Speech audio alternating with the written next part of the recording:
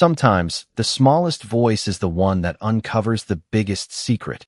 That was the sentence I kept repeating in my head after everything changed.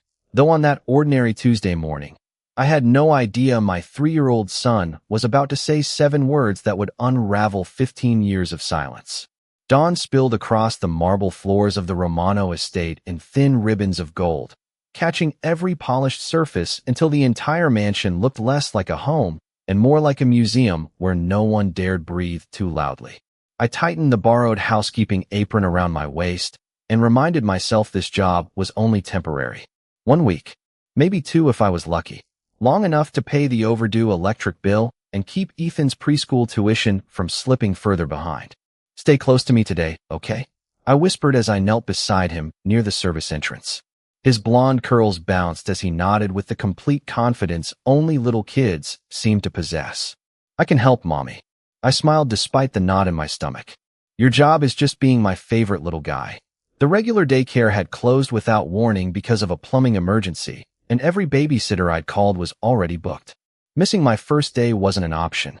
Mrs. Alvarez, the head housekeeper, had reluctantly agreed Ethan could stay as long as he remained quiet and out of sight. "One complaint," she'd warned, "and both of you are gone."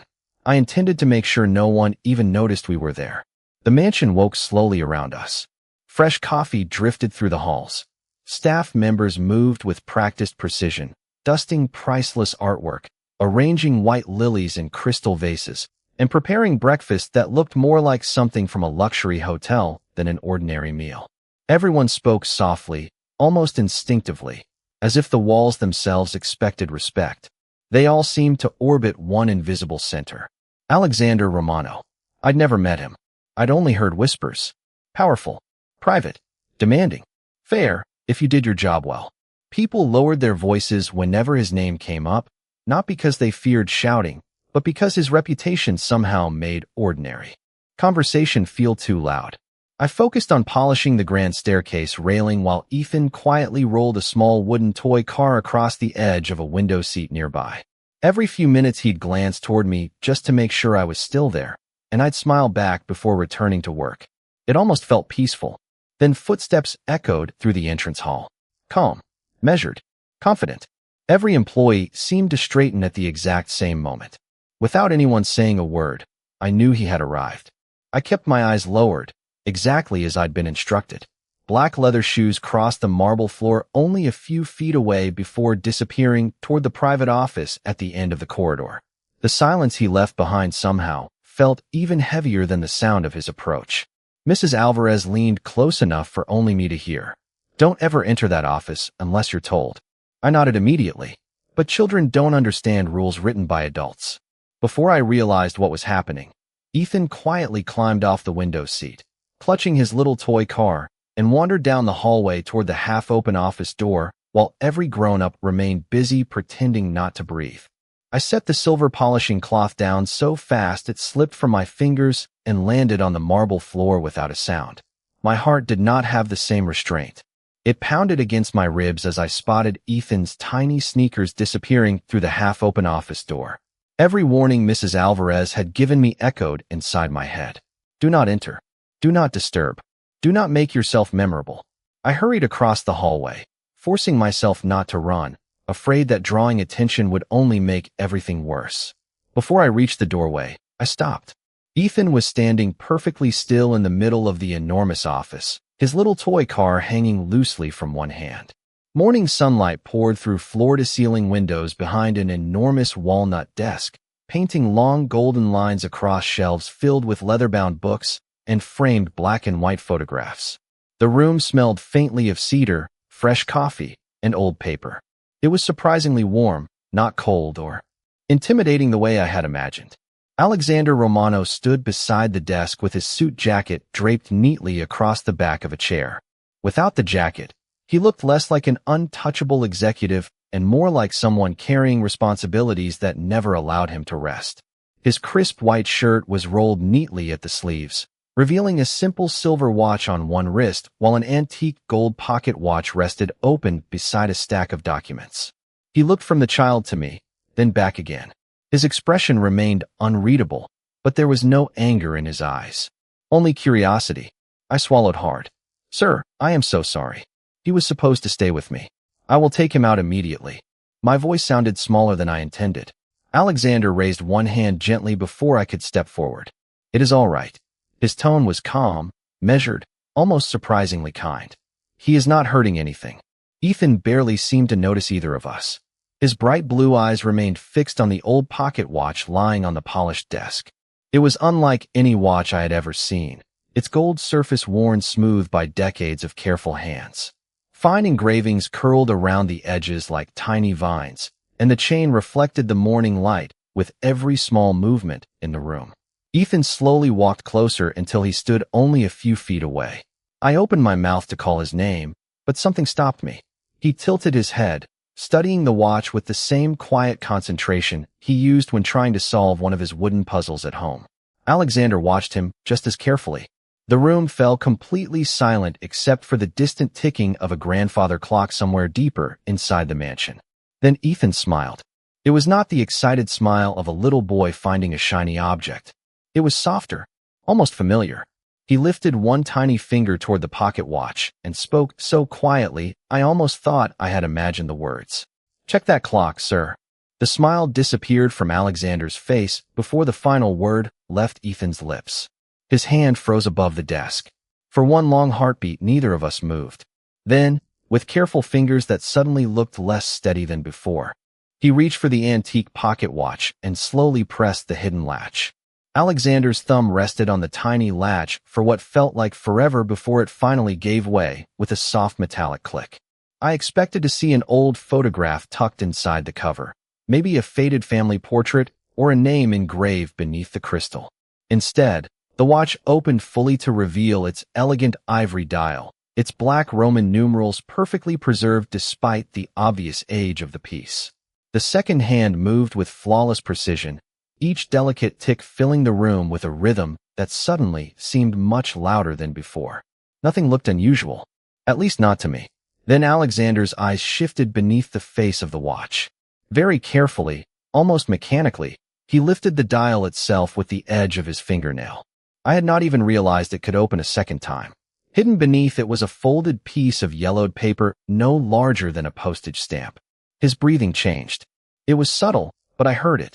One slow inhale that caught halfway through his chest. He unfolded the tiny note with extraordinary care, as though one careless movement might reduce it to dust. I could not read the handwriting from where I stood, but I watched every trace of color disappear from his face. The confident composure everyone spoke about simply vanished. His eyes locked on the faded ink. He did not blink. He did not move. Even the ticking of the watch seemed to fade beneath the silence.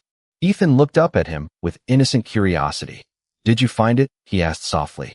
Alexander lowered the note only enough to look at my son. Find what? He replied, his voice quieter than before. Ethan shrugged in the casual way children often did when adults asked questions that felt obvious to them. The paper. It was sleeping. A chill traveled slowly across my shoulders. I stepped forward and gently placed my hand on Ethan's shoulder. Sweetheart, what paper? He pointed toward the watch again without hesitation. The little one inside. I stared at him. I had never seen that watch before today. Ethan certainly had not. There was no possible way he could have known something had been hidden inside it. I forced a nervous laugh that sounded unnatural even to my own ears. He has a very active imagination. He tells stories all the time.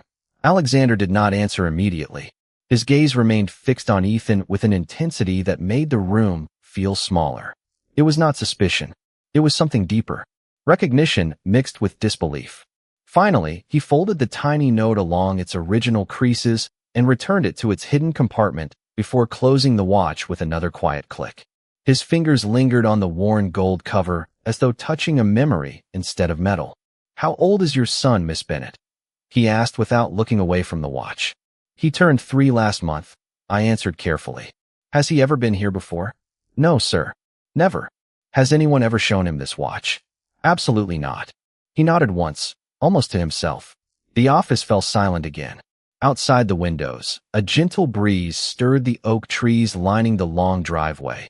And somewhere beyond the hallway, someone laughed before the sound quickly disappeared. Life inside the mansion continued as though nothing unusual had happened. But inside that office, something had shifted in a way I could not explain. Alexander slowly slipped the pocket watch into the inside pocket of his shirt instead of leaving it on the desk.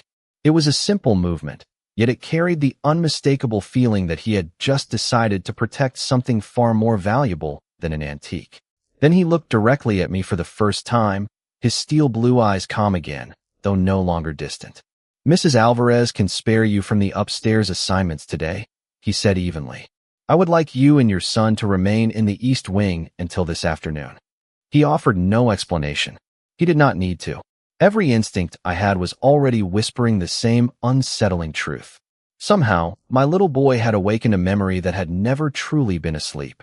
The East Wing was quieter than the rest of the mansion, almost untouched by the steady rhythm of employees moving from room to room. Sunlight filtered through tall windows, warming polished hardwood floors and shelves lined with books that looked as though no one had opened them in years. Mrs. Alvarez handed me a basket of fresh linens and quietly explained my assignments before leaving without her usual hurried pace. She kept glancing toward the hallway, as if expecting someone to appear. Ethan sat cross-legged on a thick rug near the window, building crooked towers from wooden blocks one of the staff members had found in an old storage cabinet. Every few minutes I looked over to make sure he was smiling. He always was. Children had a remarkable gift for forgetting moments that left adults shaken. I wished I possessed that gift myself. I folded another set of towels, but my thoughts remained inside Alexander Romano's office. His expression had not been fear exactly. It had been recognition, the kind that arrived without permission and refused to leave. I had seen people remember birthdays, old songs, childhood homes. This was different. It looked as though he had spent years convincing himself something was impossible, only to have a 3-year-old quietly prove otherwise. Around noon, one of the kitchen staff delivered lunch to the East Wing instead of asking us to join everyone else. Fresh tomato soup, grilled cheese sandwiches, sliced apples, and warm chocolate chip cookies still smelled as though they had just come from the oven. It was thoughtful, too thoughtful for temporary employees. I thanked the young woman, but she only smiled politely before leaving without explaining who had arranged it.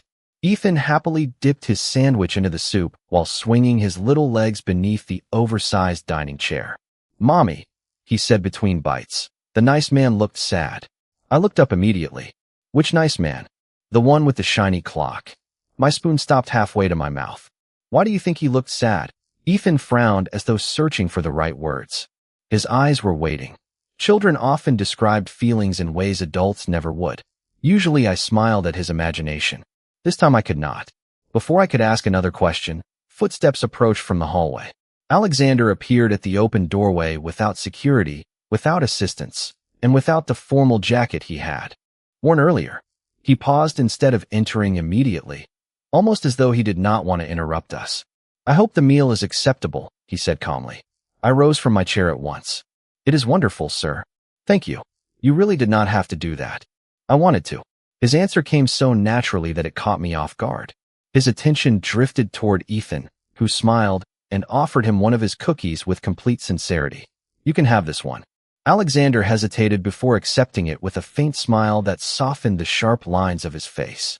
"That is very generous." Ethan nodded proudly. "Grandpa says sharing fixes lonely people." The room became perfectly still. My heart skipped. I had never heard Ethan say those words before. My father had passed away before Ethan was born. There was no grandfather in our lives who could have taught him that sentence. Alexander slowly lowered the untouched cookie into his hand, studying Ethan with renewed intensity. "Did someone tell you that recently?" he asked gently. Ethan shook his head.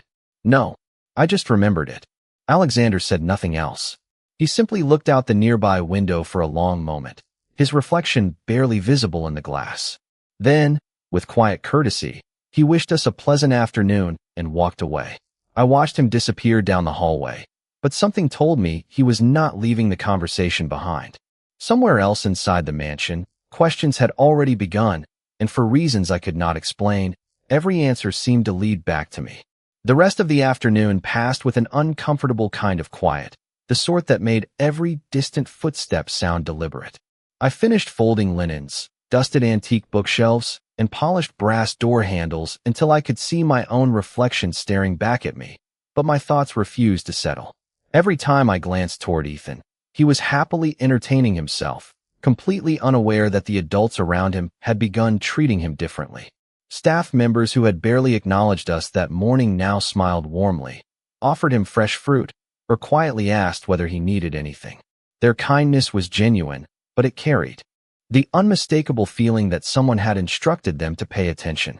As the afternoon sun stretched long shadows across the east wing, Mrs. Alvarez appeared carrying a small cardboard box. "These belong in the upstairs library," she said, placing it beside me. "Most of it is old family memorabilia.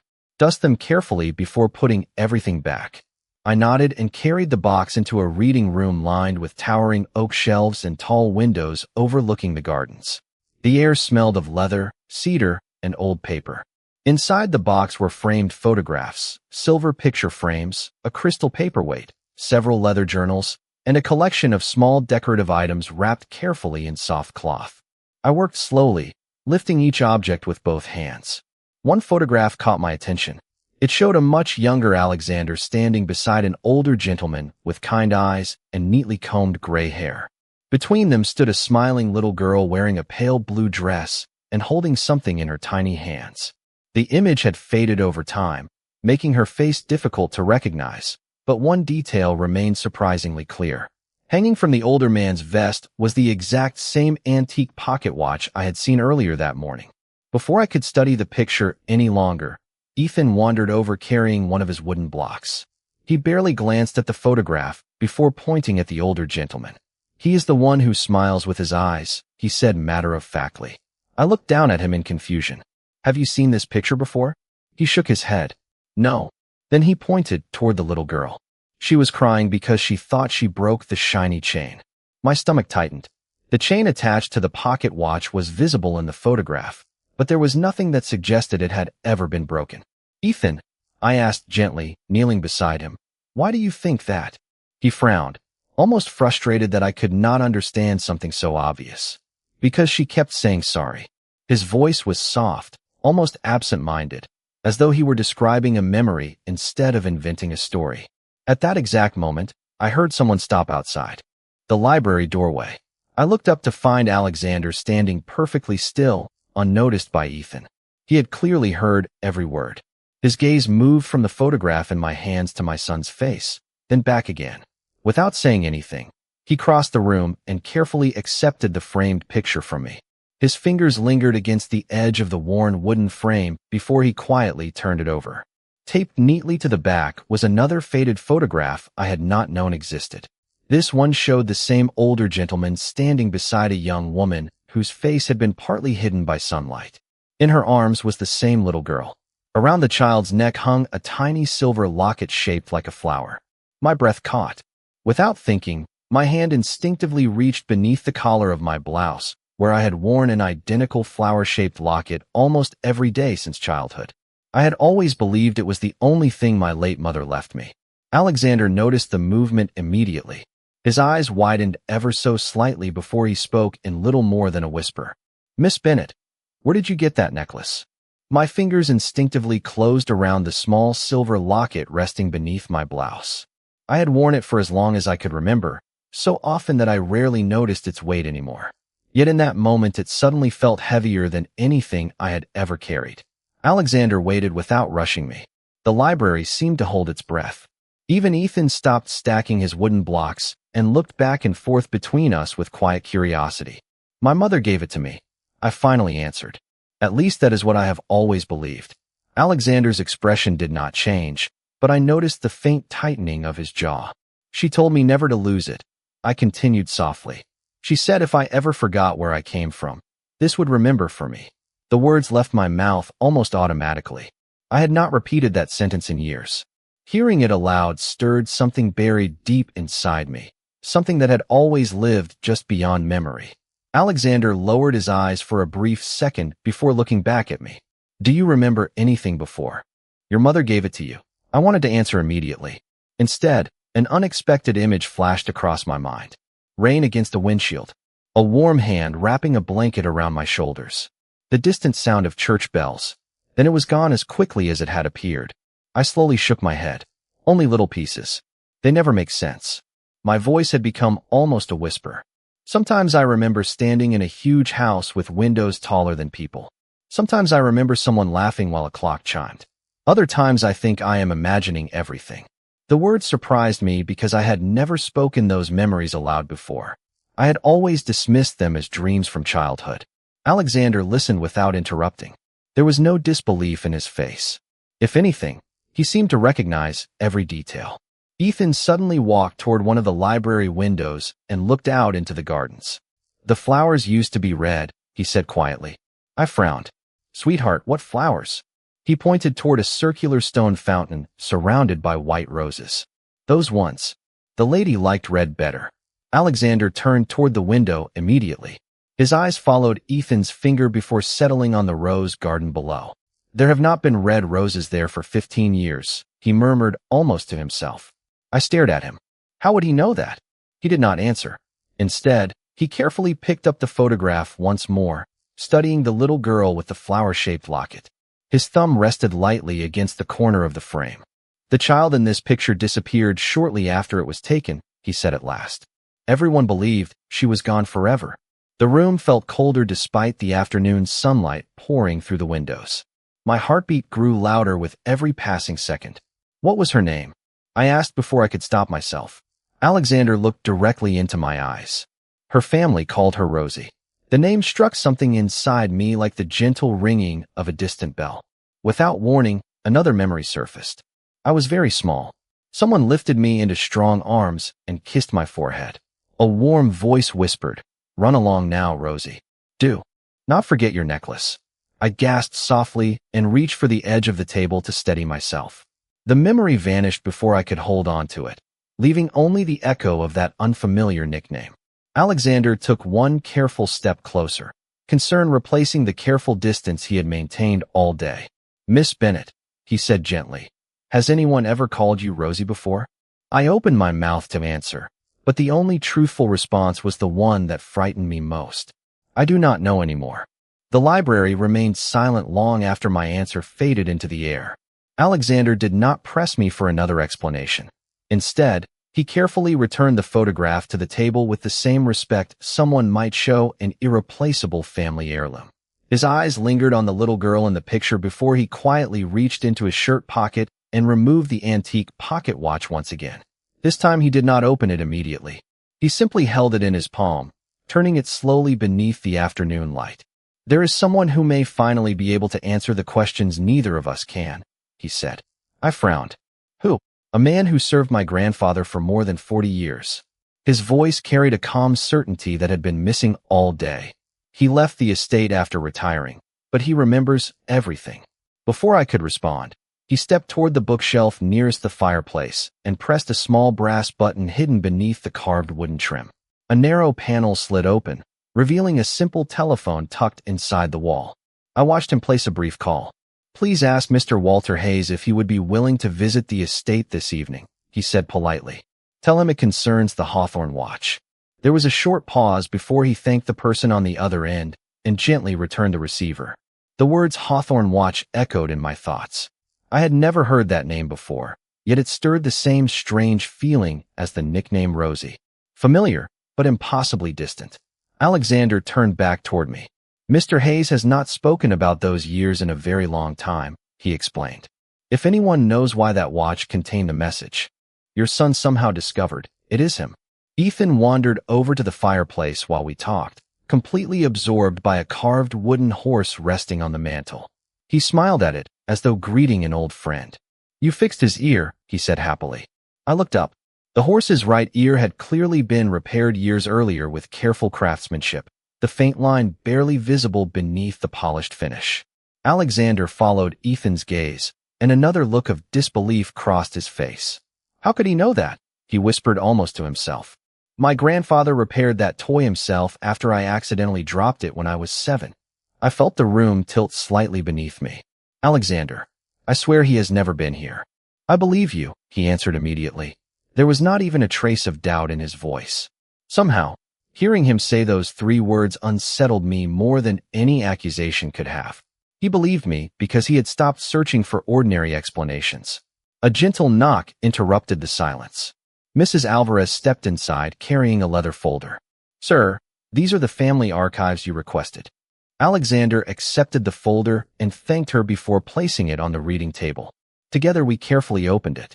Inside were handwritten letters, newspaper clippings, and several official records spanning decades. Near the bottom rested a faded visitor registry from 15 years earlier. Alexander slowly turned each fragile page until he stopped abruptly, his eyes fixed on a single signature written in elegant blue ink. He slid the registry toward me without saying a word. I looked down. Beside the date was the name Evelyn Bennett. My mother's name. My breath caught. Beneath it, written in smaller handwriting under the visitor section, were two simple words. Infant Rosie. My hands began to tremble as I stared at the page. My mother had never once mentioned visiting this estate. She had never told me anyone had ever called me Rosie. Alexander looked from the registry to my necklace and finally back into my eyes. "Miss Bennett," he said quietly, "I do not think your mother came here by accident. I think she came here to save someone." The grandfather clock in the front hall chimed 6 times just as the evening sunlight turned the mansion windows into sheets of amber glass. The sound echoed gently through the library, and for reasons I could not explain, it made my chest tighten. It was the same rhythm I had heard in the memory that refused to leave me. A few minutes later, slow footsteps approached from the hallway. Mrs. Alvarez opened the library door with unusual care before stepping aside. An elderly man entered with the help of a polished wooden cane. His silver hair was neatly combed, and although age had bent his shoulders slightly, there was quiet dignity in the way he carried himself. Alexander immediately crossed the room. "Mr. Hayes, thank you for coming." The old man smiled warmly. "For your family, I would always come." His eyes wandered across the room until they reached me. The smile faded. Then he noticed Ethan standing beside the fireplace, still holding the little wooden horse. His hand tightened around the cane. "Good heavens," he whispered. "Those eyes." No one spoke. Mr. Hayes slowly walked toward me, stopping only a few feet away. He studied my face with remarkable patience, as though comparing it to a memory he had protected for many years. Finally, his gaze settled on the flower-shaped locket resting against my blouse. His eyes immediately filled with emotion. "May I see it?" he asked softly. My hands trembled as I unclasped the necklace and placed it carefully into his waiting palm.